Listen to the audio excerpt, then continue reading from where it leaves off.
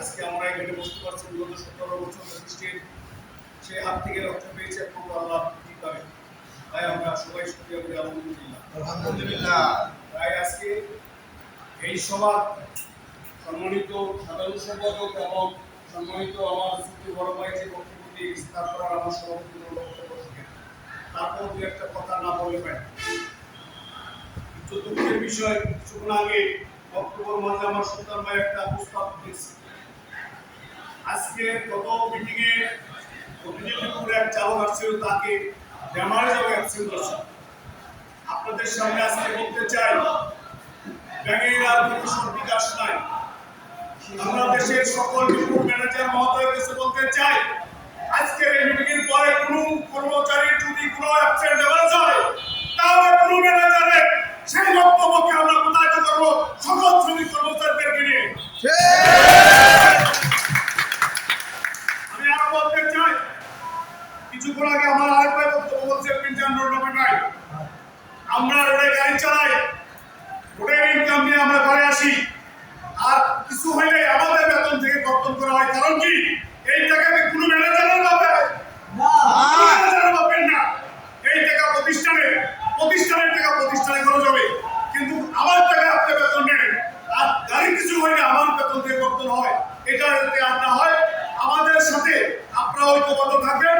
আপনাদের যে ডিপোতে যে কোনো সমস্যা হবে, আমার শ্রমিক কর্মচারী ইউনিয়ন তথা বিআরটিসি 853 আপনাদের পাশে আসে এবং থাকবে।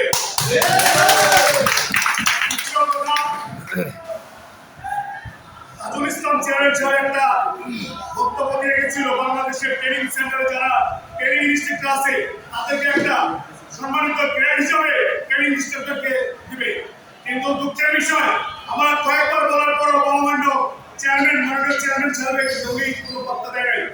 আমরা আশা রাখবো মাননীয় চেয়ারম্যান সাহেব করতে আমরা দৃষ্টি আকর্ষণ করবো আগামী মিটিংয়ে, যাতে সকল ইনস্টিটিউটের জন্য সেই গ্রাচুইটি এবং প্রকৃত তারা যে প্রাপ্য সেটা আপনি দেবেন।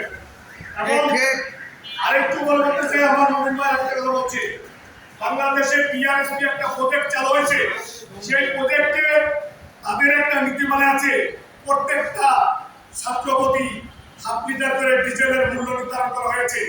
আমাদের বাংলাদেশে এবং বিআরটিসিতে সকল গাড়িগুলি অক্টেন অথবা গ্যাসের দ্বারা চালিত হয়।